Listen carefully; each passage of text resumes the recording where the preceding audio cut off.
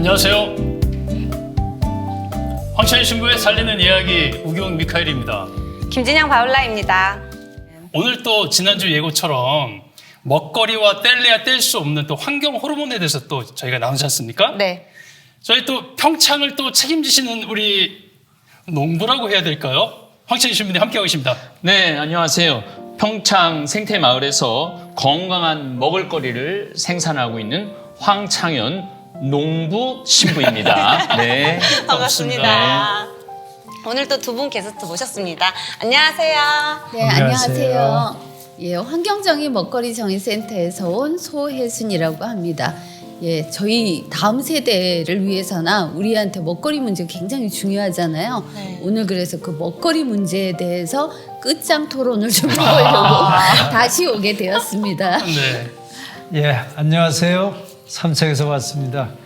삼척 석탄화력발전소 반대투쟁위원회 공동대표를 맡고 있는 강원대학교 성원기 명예교수입니다. 삼척 성내동 성당 다니고 있습니다. 토마스 모입니다. 반갑습니다. 반갑습니다. 네, 지난번에 저희 주제에 대해서 예고해드렸었죠. 환경 호르몬. 그 얘기 조금만 해주세요, 신부님. 우리 환경 호르몬이 왜 중요하냐면은 아이들의 미래가 달려있고 인류의 미래가 달려있는 아주 중요한 네. 지구 온난화보다도 어떻게 보면 더 심각할 수도 있어요. 네. 환경 호르몬이 점점 좀 불임자가 많아지고 네. 또 우리가 지금 지난주에 다뤘던 지구 온난화 이 모든 게 지금 우리 앞에 막 뭐 회색 콧불소 뭐 그런 진짜. 의미가 있는데 막 다가오고 있어요. 네. 네. 그래서 그 얘기를 좀 하고 싶습니다. 네. 신부님, 이 환경 호르몬은 그 경고가 여러 루트로 많이 들려오고 있습니다. 환경 호르몬은 도대체 무엇입니까? 환경 호르몬은 내분비계 교란 물질이라고 할 수 있어요. 그냥 좀 어렵죠. 근데 네. 좀 설명을 드리면 쉽습니다. 우리 인간은 화학 물질에 둘러싸여 있어요. 네. 그 화학 물질이 우리 몸 안에 들어와 갖고 여성 호르몬인 척 행동을 하는 거예요. 그래서 여성 호르몬이 역할을 못 하는 거지. 또 남성 호르몬인 척 하는 거예요. 화학물질, 농약, GMO, 뭐 이런 플라스틱 모든 거 안에 환경 호르몬이 나온다고 할 수 있죠. 그 여자는 태어나면은 에스트로겐이 흘러요. 그쵸. 에스트로겐이 흘러갖고 생리도 하게 되고 또 에스트로겐이 흐름으로 해서 여자는 몸이 부들부들해져요. 네. 지방이 이차 성징 그 부들부들해져요.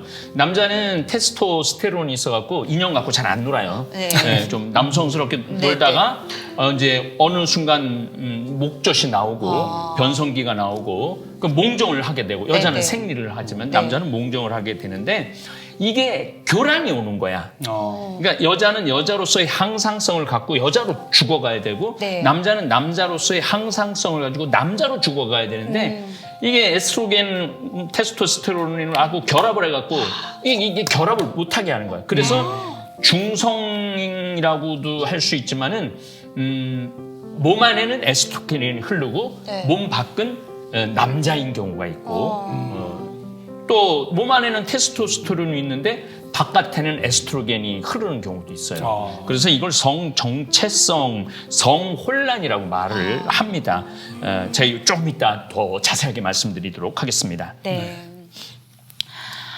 소혜순 선생님은 환경정의, 먹거리 정의센터장이시잖아요. 신부님의 말씀에 대해서 어떻게 생각하세요? 환경 호르몬 문제가 심각하다는 걸 사실 우리나라 군대에서도 느끼고 있더라고요. 네. 벌써 10년쯤 전에 군대에 있는 청년들을 대상으로 해서 정자 검사를 한 적이 있어요.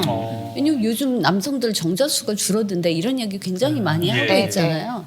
그래서 20대 초반에 신체 검사를 통과한 건강한 청년들이잖아요. 네. 그 청년들이 정자 수가 적거나 네. 정자의 활동성이 떨어지거나 네. 정자에 기형이 있거나 이런 청년들이 몇 프로 정도 되는지를 조사를 해서 발표를 한 적이 있거든요. 몇 프로 정도 문제가 있었을까요? 모르겠어요.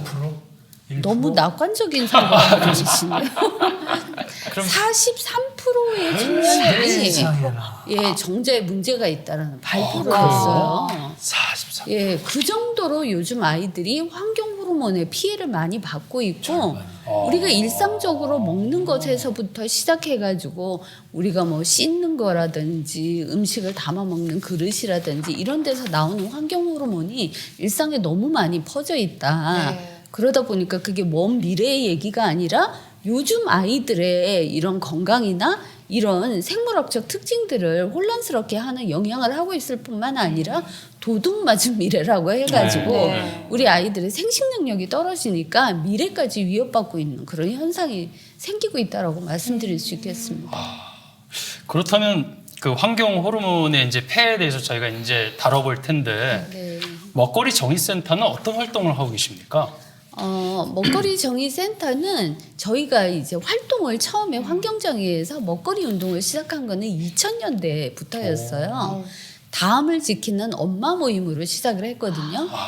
물론 이 다음은 네이버에 대항하는 다음이 아닙니다. 네, 다음 세대이고요. 다음 세대를 지키는. 다음 세대를 지키는 운동을 왜 하게 됐냐면 아이들이 태어나서 가장 먼저 접하게 되는 유해 물질이 먹거리에 있다는 걸 알게 된 거예요.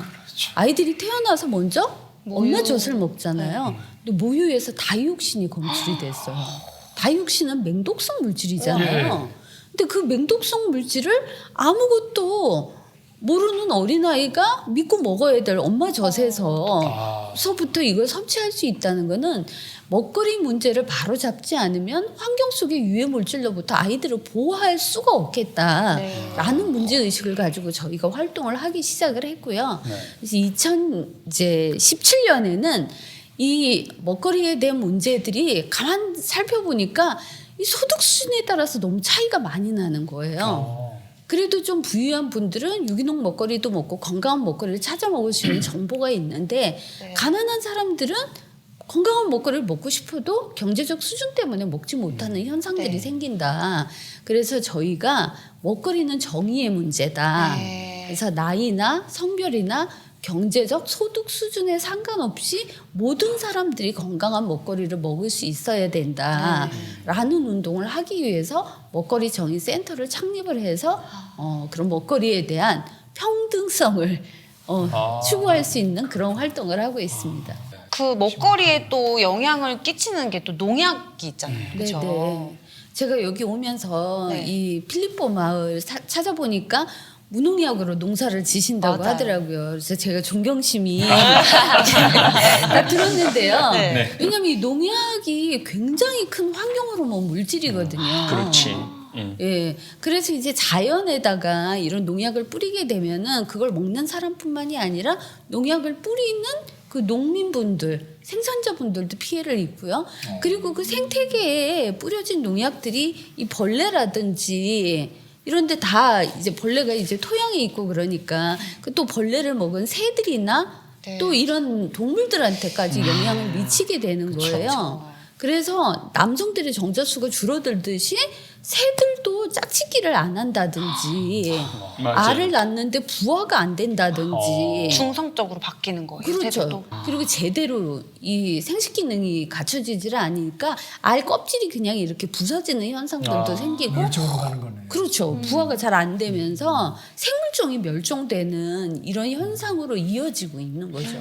또 이렇게 먹거리를 그렇죠. 통해 그렇게 복용을 하게 되는 거나 마찬가지인데 그런 문제로 인해서 성조숙증 이런 문제들이 좀 생기는 거잖아요. 그렇죠? 이게 성조숙증도 우리가 심각하게 다뤄야 되는 문제인데 네. 남미에 3살짜리 아이가 생리를 해요. 3살짜리 아이가 중국도 3살짜리 아이가 생리를 합니다. 예, 아이고. 중국도. 그래서 어떻게 된 거야? 3살이 왜 생리를 해? 말도 이걸 못하는 애가. 봤더니 얘네들이 남매들이 닭고기를 많이 먹거든요. 닭고기를 먹는데 이 닭고기 안에 합성 에스트로겐을 잔뜩 집어넣는 거야. 닭고기 부드러우라고. 그러면 이걸 먹고 애들이 이걸 조숙증이야. 성조숙증인데 문제는 2011년에 우리나라가 4만 6천 명이 진료를 받고 진단을 받았는데 2015년에는 7만 5천 명 정도가 성조숙증 진단을 받은 거예요. 근데 이 성조숙증에는 여러 가지 문제가 있는데 일단 그걸 경험한 본인이 가장 괴로워. 그렇죠. 초등학교 3학년인데 가슴이 나오니까 일단 바깥 활동을 안 하는 거야. 그리고 뭐 일단 교육이고 뭐고 전혀 아무것도 할 수 없는 그런 상태로 가는 거예요. 네. 또 남자아이들 같은 경우도 성조숙증을 좀 걱정을 많이 해야 되는데 사실 여자애들은 이렇게 가슴이 확 나와갖고 알잖아요. 네. 근데 남자아이들은 잘 안 보여. 근데 목욕탕을 가보면은 내가 또 목욕탕 매니아거든. 우리 전국에 있는 목욕탕 안 가본 목욕탕이 없거든. 강의 가면 꼭 목욕을 하고 들어가거든요. 네. 그래서 이제 가보면은 초등학교 6학년, 중학교 1학년, 난 실제로 물어볼 때가 많아. 너 몇 학년이니? 그 가슴 유방에 나와 있는 애들이 한 10%는 유방에 나와 있는 거야. 10%가. 10%나. 10% 아이들이 유방에 나와 있어요. 수술 받아야 돼요. 네. 그래서 유방 절제술도 받는데.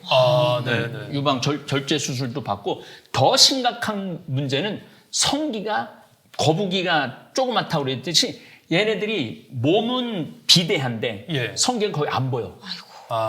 그래서 사실은 동성을 갖고 있는 아이들도 지금 많아. 질도 갖고 있고 남자 성기도 갖고 있는 애들이 많아요. 그게 성 정체성 혼란, 내분비계 교란이라는 거예요. 그래서 지금 뭐 더욱이 텔레비전 시청하지, 스마트폰 들여다보지, 움직이지 않지, 고기는 그냥 막 닭고기, 에스트로겐 잔뜩 있는 닭고기 먹지, 돼지고기 먹지, 탄소 막 만들어내는 소고기 먹지, 이게 다 연결이 돼 있는 거야. 연결이 돼 있는 거예요. 그럼 이런 환경 호르몬들은 대체 어디서 어떻게 나오는 거예요, 신부님? 일단은 비닐에 쌓여 있는 모든 물질은 환경 호르몬 영향을 받는다고 봐야 돼요. 근데 사실은 알고 보면 이 볼펜도 환경 호르몬 물질이에요. 아까 교수님 도료 얘기했지만은 염색하는데 엄청난 독한 물질이 들어가는 거거든요. 예, 그리고 뭐 여기에 있는 이걸 카페트도 환경 호르몬 물질이고, 그리고 특별히 그 일회용 그 컵라면 같은 경우 이렇게 비닐로 코팅을 해놓거든요. 맞아요. 거기에다가 뜨거운 물을 두면은 환경 호르몬 물질이 배 나오는 거지. 심지어 그렇게 먹으면 환경 호르몬 물질을 먹는 거야. 전자레인지에 돌려먹기도 해요. 전자레인지에 돌려 먹는 거는 더 안 좋은 거지. 그래서 일반적으로 우리가 이 합성 원료 보면은 첨가제가 유연제, 뭐 가소제 들어간 그릇들. 왜냐하면 플라스틱을 부드럽게 만들어서 하려면 가소제라는 걸 집어넣어야 되거든. 정말 무서운 거는 농약을 친 음식을 먹는 거야. 농약을 친 음식을 먹는데 우리가 잘들은 잘 모르지만은 미국에서 미리 한국으로 들어와 갖고 그게 햄버거를 만든다고 보면은 미국에서는 이렇게 비행기로 뿌려. 그 내가 여러 번 봤어. 비행기로 뿌리는 거. 농약을. 이 세크라멘토라고 쌀 생산지거든요. 비행기를 타고 세크라멘토 강의를 가는데 밑에 비행기가 농약 벼 있는데 농약 쫙 뿌리면서 가는 거야. 그리고 내 눈으로 봤으니. 그리고 그 밀가루가 원래는 거무튀튀한 색깔인데 백색이잖아. 하얗게. 그러면 뭘 했겠어? 표백제 쓰는 거예요.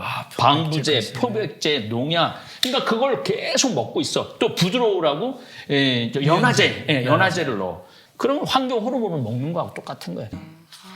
저희 소희수 선생님, 저희 생활 속에서도 이런 환경 호르몬에 노출된 부분들이 또 어떤 것이 또 좀 있을까요? 현대사회가 위생을 굉장히 중요시하잖아요. 그렇죠. 요즘 코로나 시기에 이게 막 손세정제, 뭐 물티슈 이런 거 엄청 많이 쓰잖아요. 네. 근데 사실 우리가 이렇게 많이 씻는 세제 같은 것도 네. 환경 호르몬 물질이에요. 네. 그래서 환경 호르몬 물질이 먹어서만 흡수되는 게 아니라 피부로도 그럼, 흡수가 그렇죠. 되거든요. 바르는 거 굉장히 중요합니다. 진짜요? 예, 그래서 우리가 친환경 세제를 쓰거나 물로만 씻으라는 분들도 있어요. 한의사 분들 중에는 세제를 쓰지 말고 물로만 씻어라. 저는 물로만 씻어요. 훌륭하세요. 네. 예, 근데 우리가 그렇게 여러 가지 세정제를 쓰는 것도 문제고요. 또 옷을 굉장히 자주 갈아입잖아요, 요즘. 네네. 근데 그 옷을 빨 때 쓰는 세제도 노닐페놀이나 알킬페놀이라고 하는 그런 환경 호르몬 성분이 들어가 있어요. 그래서 너무 빨래를 자주 하는 거, 네. 그런 합성 세제를 많이 쓰는 거, 이런 것도 우리가 환경 호르몬에 노출되는 방법이라고 할 수 저도 있어요. 이거 세타 지금 3개월째 한 번도 안 빨았어요. 여러모로 훌륭하시다니까요. 3개월은 좀. 근데 괜찮아. 냄새도 안 나고. 아, 그래요? 냄새 맡아봐봐. 한번 해봐. 빵이 맡아봐. 정말 안 나는데요? 그래. 네. 근데 왜? 좋은 냄새 나는데? 네? 근데 왜 그렇게 하고? 저는 진짜 목욕탕에 가서도 일체 세제를 안 써요. 예. 그 완전히 그냥 물로만 하고 물로만- 때 같은 거 손으로만 닦고. 저는 집에서 제가 설거지 또 빨래를 제가 자주 하거든요. 네. 그래서 설거지 할 때도 보통 그 세제 듬뿍듬뿍 해서 네. 거품이 네, 많이 나야 뭔가 맞아요. 잘 닦인 것 같아요. 맞아요. 약간 심리적으로. 네. 근데 그런 대체할 수 있는 뭐가 있을까요? 그거를 그러니까 그게 저도 딸들이나 아이들이 설거지를 하면 기름기가 없는 것도 세제를 써야지 깨끗하다고 생각을 하거든요. 네. 근데 우리 예전에는 세제가 없을 때는 어떻게 했어요? 쌀뜨물로 쌀뜨물로. 하든지 그렇지, 아니면 맞네. 기름기 있는 것도 뜨거운 물에다가 이렇게 하면은 세제 없어도 기름기가 없어지거든요. 근데 요즘은 뜨거운 물도 나오고 하는데도 쌀뜨물은 쌀뜨물대로 버리고 세제를 꼭 써야지만 깨끗하다고 하는 그 위생관념이 네. 사실 그 세제가 더 문제라는 걸 모르고 그러니까 위생관념 자체를 좀 바꿀 필요가 있는 맞아요. 것 같아요. 네. 그러겠네요. 알려야 될 게 많네.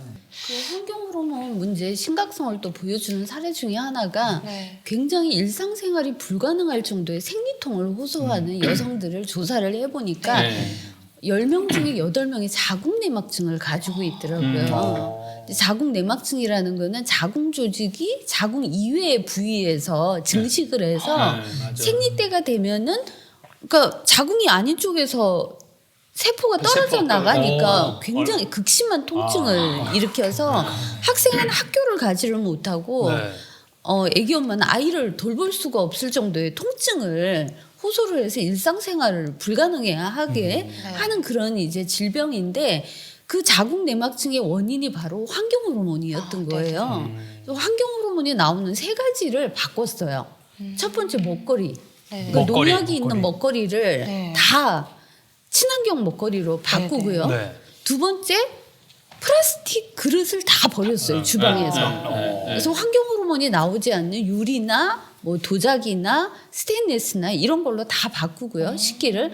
그리고 세 번째는 세정제 종류를 다 친환경으로 바꾼 거예요. 계면활성제가 나오지 않는 네. 목욕용품이나 세탁세제 이런 걸 다 바꾸고 한 달 후에 생리를 하는 걸 관찰을 했는데 일상생활이 가능한 거예요. 그래서 단 한 달만 이렇게 생활 습관을 바꿨는데도 네. 몸 안에 있는 환경 호르몬 수치를 대폭 줄일 수 있다는 것을 발견하게 된 그런 사례가 그거하고 있었어요. 똑같은 예를 이 강기가 전 우리 국회의원이 네, 네, 네. 나한테 평창에 찾아와서 그 얘기를 하면서 불임 부부 10부부를 완전 불임 부부 10부부를 네. 유기농으로만 먹였대요. 유기농으로 먹였는데 6개월 만인가가 세 쌍이 임신을 했고 완전 불임인데. 완전 불임인데. 근데 그러니까 먹는 게 그렇게 그게 중요한 중요하네요, 거예요. 정말. 먹는 게 중요한 거예요. 먹는 게 다예요, 사실. 이런 게 다 막 편리함을 추구하다 보니까 그렇게 발생한 문제 같은데 그렇게 편리함을 추구하기 위해 아까도 말씀해 주셨듯이 패스트푸드라는 게 있잖아요. 네. 패스트푸드가 그렇게 큰 문제가 되는 거예요? 패스트푸드 이게 말이 패스트 빠른 음식이잖아요. 네, 네. 빠른 그 슬로우 푸드는 느린 음식이고. 그런데 그 우리가 이제 된장이 판매가 끝났어요. 네. 그 된장 팔으라고 전화가 얼마나 오는지 몰라. 된장 내놓으라고. 근데 우리 내놓을 수가 없어요. 왜냐하면 2년이 돼야지 내가 원하는 된장 맛이 나와요. 2년이 돼야지. 간장 또 내라고 얼마나 졸르는지 몰라. 근데 간장도 2년이 돼야지 그 맛이 진국이 나와요. 진국이. 그 전에는 우리는 안 팔거든요. 그런데 사실은 가게에서 사는 이 간장은 3분의 간장이라고 30분이면 만들어. 된장도 30분이면 만들어. 생산으로 구해서 만드는 그럼. 간장. 예, 그렇지. 예, 그리고 그 방부제 넣고. 네. 근데 우리는 방부제 일치 안 넣거든. 네. 그런 걸로 재료로 먹는 거하고 이거하고 먹는 거하고 너무너무 달라요. 더욱이 이제 햄버거는 그 농약 친 밀가루에다가 빵 부드럽게 하는 연화제에다가 방부제에다가 패티라고 그 고기 안에 네. 들어가는 거 그거 한번 방송에 나온 적이 있어요. 2개월 지난 거를 빵으로 쓴 거야. 근데 2개월 동안 안 썩는 거야. 그러니까 고기가 2개월 동안 안 썩으면 방부제를 얼마나 집어넣는 거야. 그렇죠. 예. 근데 그걸 애들이 한참 성적으로 건강하고 이래야 되는데 그걸 좋다고 난 그래서 그런 애들을 보면은 마음이 그리고 아파. 그리고 나는 워낙 다양한 사람을 만나니까 뭐 혼배도 많이 해주고 내 주위에 애기 없는 집 천지야. 근데 걔네들 식습관을 보면 다 패스트푸드 속에서 사는 애들이야. 식습관이. 그 먹거리 정의센터 있지 않습니까, 선생님? 처음 시작이 어머니들을 주축으로 시작하셨다고 하는데 구체적인 활동이 어떤 것들이 있었습니까? 그래서 저희가 다음을 지키는 엄마 모임을 만들었어요. 그렇게 해서 만드셨군요. 다음 세대를 지켜야 돼서. 다음 세대를 지켜야죠. 네. 저희가 먹거리 운동을 하다 보니까 아이들이 먹는 먹거리가 너무 많이 오염되어 있고 문제가 심각한데 대중들이 너무 모르는 거예요. 맞아요. 그래서 이걸 알려야 되겠다는 필요성을 느껴서 저희가 처음으로 단체에서 낸 책이 있는데 제목이 차라리 아이를 굶겨라입니다. 저 제목 좋은 것 같아. 정말. 네. 네. 정말 먹을 게 없으니까 차라리 굶기는 게 낫다는 거예요. 네. 좋은 먹거리를 먹이지 못할 바에야. 그래서 차라리 아이를 굶겨라 1, 2가 나오고 아토피 심한 아이들 굉장히 많다고 네, 하셨잖아요. 예. 그래서 아토피 문제를 파헤친 아토피를 잡아라 라는 책도 썼고요. 아이들이 읽을 수 있는 책으로 광룡아 햄버거 맛있니 이런 책도 냈고요. 네. 그리고 이제 주부들이 어떻게 장을 봐서 차려야 되나. 그래서 나쁜 식탁 대 건강한 밥상이라고 하는 그런 책을 내서 대중들한테 이런 먹거리의 중요성을 알리는 활동하고 있고요. 지속적으로 이제 교육하고 아이들 식습관을 바꾸는 그런 활동들을 계속 하고 있습니다. 나는 요즘 그 좀 바람이 어떤 바람이 있냐면은 20대, 30대, 40대 이 신세대 뭐 MZ 세대라고도 그러고 뭐 신세대라고도 그러는데 무슨 커피 하나 타서 마시는 게 멋이고 무슨 햄버거 집에 가고 햄버거 이렇게 탁 해서 먹는 게 멋이고 그게 아니고 정말로 건강한 먹을거리를 먹는 습관을 네. 지니면은 자기도 아기를 낳을 수 있고 내 아이도 건강하게 할 수 있지. 그래서 심각하게 뒤돌아봐야 된다는 네, 거야. 네. 근데 이게 지속이 되려면 사실 학교 급식이 바뀌어야 돼요. 맞아요. 왜냐하면 그런 저도 부분이 있겠죠. 먹거리 운동을 하니까 초등학교 때까지는 아이들을 그렇게 먹이고 키울 수 있었는데 아이들이 청소년기 접어들고 학교 가서 친구들이랑 어울려서 다니다 보니까 더 이상 집에서 제가 끓여줬던 된장찌개나 이런 걸 먹으려고 하지 않는 거예요. 자기 용돈 모아서 치킨 시켜 먹고 피자 시켜 먹고 막 이러거든요. 그래서 모든 아이들이 가정에서뿐만이 아니라 학교에서도 건강한 먹을거리를 그럼요. 먹을 수 있도록 네. 친환경 급식을 해야 되는 거예요. 당연히 그렇게 해야 돼요. 선생님은 아이들한테 콜라는 변기 닦는데 쓰는 거라고 그렇게 사기를 치셨다며요. 저는 콜라 같은 탄산음료를 아이들한테 먹이지를 않았어요. 네. 이거는 변기 세척제야. 그리고 엄마가 수업할 때 실험할 때 쓰는 거야. 그냥 하고 사준 적이 없는데 가끔 손님들이 그걸 사가지고 오면은 아이들은 당연히 변기 세척제라고 생각하고 안 먹기 때문에 손님이 이걸 따면 왜 변기 닦으려고 하고 물어보고 그랬거든요. 근데 학교 가서 친구들이 콜라를 먹는 걸 보면은 쟤는 왜 변기 세척제를 먹지 하고 쳐다보고 있으니까 먹고 싶어서 그런지 알고 너 먹을래? 먹어봐 그랬대. 그래서 얘가 무서워 했더니 콜라가 왜 무서워? 먹어봐. 그래가지고 이제 마셨는데 그날 집에 와가지고 엄마 콜라가 맛있더라. 그 이후로 더 이상 콜라는 변기 세척제가 아니게 된 거예요. 저희 집에서. 그러니 사회를 바꿔야죠. 네네. 맞아요. 정말 저희의 미래가 이 먹거리와 환경 호르몬 이거 정말 뗄래야 뗄 수 없을 것 같습니다. 네네. 어떻게 해야 합니까? 일단 개개인이 이제 의식을 전환하는 게 굉장히 필요한데요. 네. 첫 번째는 이제 먹거리가 바로 서야 한다. 맞아요. 우리 신부님이 이제 하시고 계시는 활동이시긴 한데 우리가 이제 농약에 정말 절인 음식을 먹고 있잖아요. 그 농약으로부터 벗어나는 네. 먹거리를 먹어야 되고요. 그러려면 첫 번째로 수입 음식을 끊어야 돼요. 먼 거리에서 오는 음식은 운반 과정에서 상할 수가 있잖아요. 그렇죠. 밀가루 같은 것만 해도 적도를 지나서 오게 되면 벌레 같은 게 생길 수 있기 때문에 포스트 하비스트라고 해서 수확 후에 농약 처리를 하거든요. 그래서 그 밀가루를 실온에 둬도 썩지를 않아요. 그리고 1년이 돼도 벌레도 안 썩고, 생기고. 벌레도 안 생기고. 근데 우리 밀은 장마채로 이렇게 놔두면 곰팡이도 생기고 벌레도 생기고 하거든요. 그래서 일단은 수입 식품을 끊어야 되고 그게 이제 사람의 건강만 지키는 게 아니라 환경도 살리는 거고요. 그렇죠. 두 번째는 어떻게 해야 될까요? 우리가 지난 시간에도 얘기했던 고기 줄여야 고기 되겠죠. 맞아요. 근데 고기를 빨리 키우기 위해서 성장 호르몬을 쓰거든요. RBGH라고 하는 성장 호르몬을 쓰는데 여성 호르몬도 같이 쓰고. 예, 그리고 GMO 기술로 만든 거예요. 그런 위험성을 가지고 있는 물질을 사용한 고기를 우리가 많이 먹을 이유가 없다. 건강한 먹거리를 먹어야 되는데 이 먹거리를 아무데나 담아 먹으면 안 되잖아요. 플라스틱 그릇 이런 데다 담으면 네. 소용이 없겠죠. 좋은 먹거리를 환경 호르몬이 나오지 않는 이런 그릇에다가 담아 먹는 게 필요하고요. 요즘 현대인들은 또 풍요의 시대에 살다 보니까 너무 많이 먹어요. 장을 보러 가면은 지금 사회가 대량 생산, 대량 소비, 대량 폐기 사회잖아요. 네. 그러니까 큰 카트가 문제인 거예요. 그러니까 큰 카트에 가득 채워야 될 것 같잖아요. 그렇지. 맞아요. 그래야지 장 본 거 그러니까 같고. 너무 많이 채워서 냉장고에 쟁여놓고 먹지 못하고 버려지는 게 너무 많아요. 그래서 사실 우리가 만든 음식의 4분의 1은 버려지고 있다고 해요. 사실 교황님도 그런 얘기 하셨거든요. 식탁에서 음식을 버리는 것은 배고픈 자의 식탁에서 음식을 빼앗는 것과 마찬가지다. 그래서 절대로 많이 만들고 많이 사서 버리지 말고 내가 먹을 만큼만 적당히 사서 조리해서 다 먹는 거.